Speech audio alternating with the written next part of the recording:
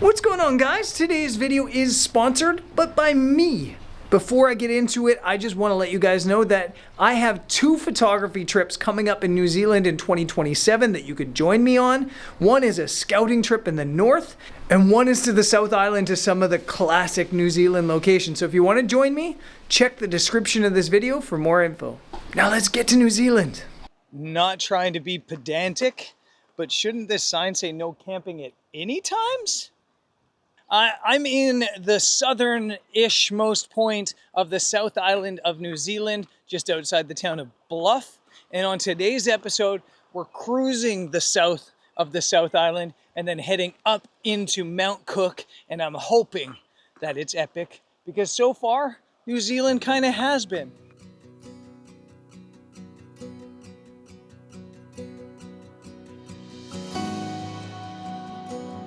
I'm glad they put a cone there. I was really thinking about just walking that way instead of that way. Yeah. Okay, I'm done mocking the trail/road makers in New Zealand and ready to start praising its beauty again.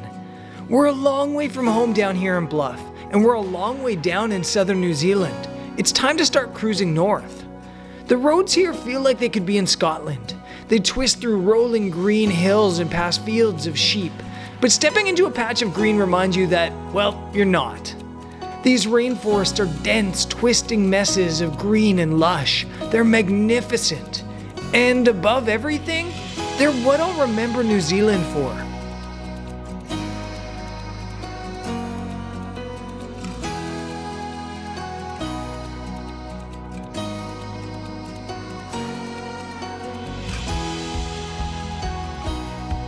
Stop number 1. It's a place called Korapuku Falls, and it's a bit of a bush adventure to get in here, but it's absolutely beautiful. You're in this rainforest with mossy trees and ferns, and it's just unbelievably beautiful in here. And I feel really ridiculous because somehow I packed away my hiking shoes and I'm doing this in white pants and Jordans. Definitely not rainforest appropriate clothing. In vintage shoes and white pants, I trudge along slick rocks and hop over mud puddles towards Korapuku Falls. Slipping and sliding, I'm in such a state of euphoric elation, I don't even care that I've ruined my shoes. This is what I travel for, to discover places that make me feel alive. It might not be the biggest waterfall or the most impressive, but it has this special feeling to it, like a secret pool tucked away from humans and frequented by fairies, nymphs, and pixies.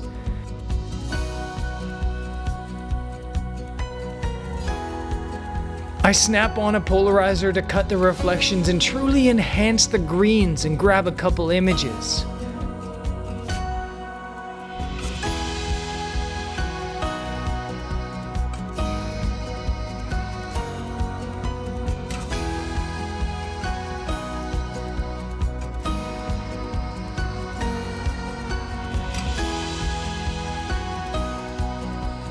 When done, I hop back towards the van and head back into the human world. Up the road, I swing by another waterfall, a place called McLean Falls. Again, the journey to get to the falls is as special as the falls themselves. It's an emerald hush where time drips slowly from leaf to fern, and every shadow hums with life. Vines loop and lean over the river as if the forest is stitching itself together piece by piece. At the falls themselves, the forest opens up, and so do the rains. We hide out under broad leaves to dry our gear and then brave the wet to grab an image or two.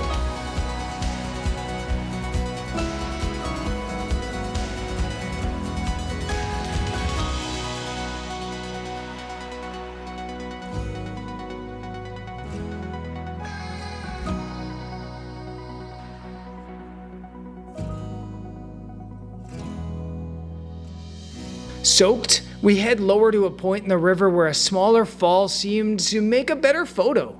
I scrambled out on a slick rock and again used that polarizer from before to try to harness the bold colors of the forest.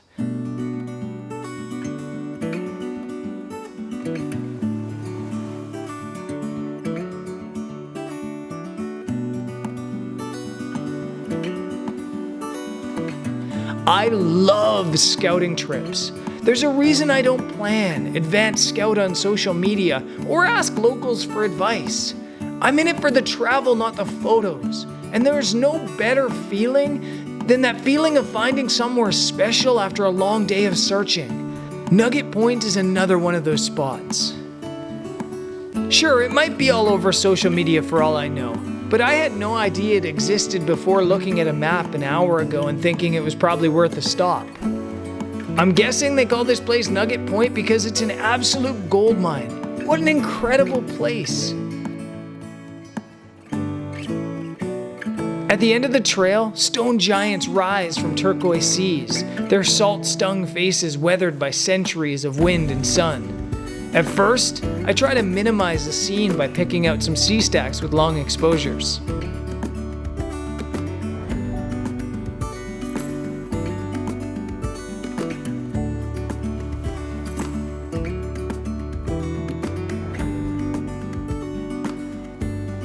Eventually though, I get a little bit more ambitious and climb a steep spine in the cliffside to get a perfect overview.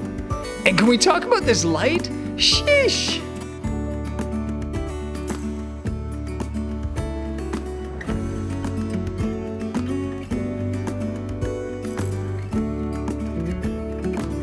Well, I really enjoyed yesterday. I had such a good time. It was a long drive. We spent a lot of time on the road. But basically the rainforest and then the view at Nugget Point was just unbelievable. I absolutely loved yesterday.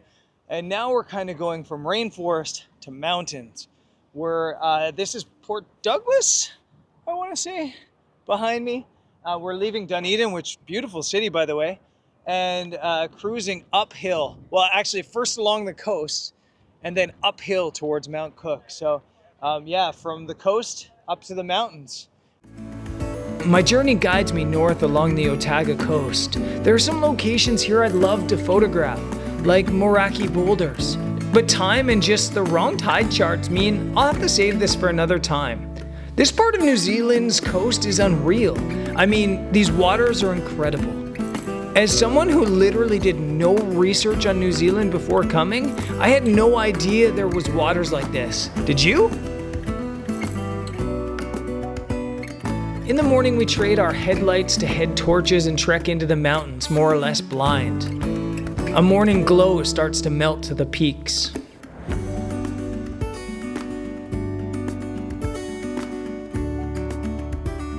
Okay, we've made it into the mountains, and we're at Fall Down Lake. We're at Lake Tasmin, which has a pretty sweet view of Mount Cook.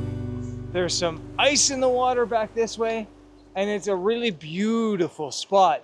It is not an easy photograph though at all.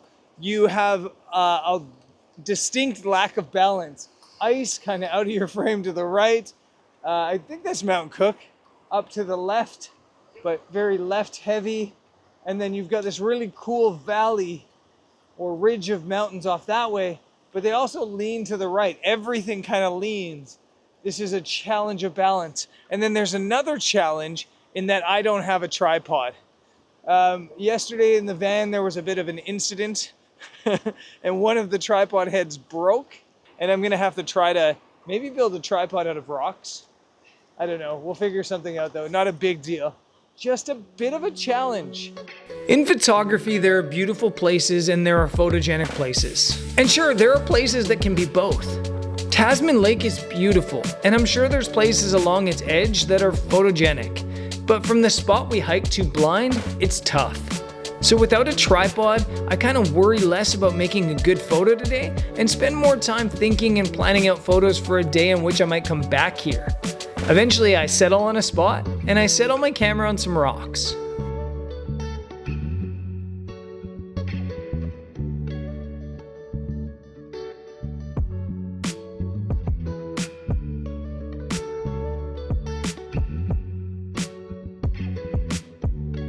In the afternoon, I head out on a trail towards Mount Cook, known locally as Auraki, which I think translates to something epic like the Cloud Piercer. Okay, so scouting trips can kind of be a little bit funny because you don't exactly know what you're getting into and you have to check everything out. I wasn't a fan of Tasmin Lake this morning. Beautiful location, but just not a photography location that's easy. Nothing really balances, nothing really works. This afternoon, we've started the hike towards Mount Cook, towards Hooker Hut or Hooker Lake, and this hike is worth all the photos. I'm just constantly seeing photos for both sunrise and sunset, but we're in a bit of an iffy situation because behind us you can see some weather's coming in. But if you turn around and take off your glasses, you can see the epicness that's behind me. Mount Cook is out and looking unbelievable. And so we're heading up to Hooker Lake, hoping to get a good sunset up there, or potentially somewhere along the road there. I feel like this trek could be shot for 2 or 3 days or 4 days. I kind of wish we were here this morning. This place, like the rainforest to the south here in New Zealand, is a happy place for me. I feel simultaneously excited and humbled by the power of the nature here. Up in Aoraki, the river threads brutally through stone and tussock. There's an energy here. It's loud and it's impossible to ignore. I dance across suspension bridges. Each corner I turn, the view gets better and more impressive. Eventually, the mineral-laden rivers give way to a peaceful gray puddle that muddies at the foot of Mount Cook. Borrowing a tripod for a moment, I set up an extreme long exposure. This place is intense, but I want it to feel like a jewel. I want the image to shine.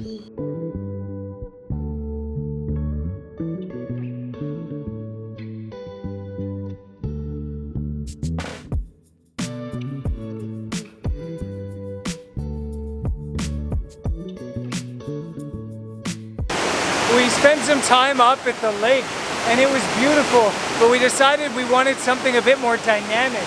So we came down and have kind of trudged our way down to the riverfront. It's spring runoff right now, so it's pretty heavy flow. And actually the peak is just coming out now. It was in the clouds a second ago. But we think that with some water rushing down here and the clouds above, this is gonna make a really cool photo. Again, I don't have a tripod, so I'm hand holding, but I feel like I can probably get a 1/4 second handheld, and I think that's pretty much all you need in water this heavy. I hop along the rocks and realize that my happy place is anywhere with moving water. Rivers, seascapes, waterfalls. This is where I love to take pictures. I love how dynamic water makes my images. I love how its energy makes me feel.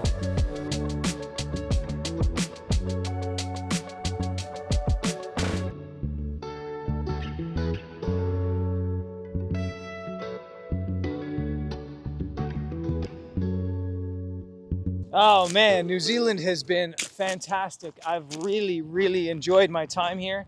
The whole point of coming here was to try to discover what's a photo location and what's just a beautiful place. And I'm now here at Lake Tekapo, which is a place every single photography guide shows as a photo location. And I think this is one of the most beautiful places I've seen. I don't think it's a beautiful photo. But on this trip, we have found some incredible photo locations, and I am going to come back to New Zealand and do a proper photography workshop at some point, 2027. So there's a link in the description to get over to my website and sign up to my newsletter. That's where I announce all the trips that I'm running. And one of them will definitely be New Zealand. And another one will also be another scouting trip in New Zealand where we check out the North Island and also maybe parts of the South Island as well up in the top. So New Zealand, thank you. It has been awesome. On to the next destination, which is a quick trip to Seoul, Korea. I'll see you there. Peace.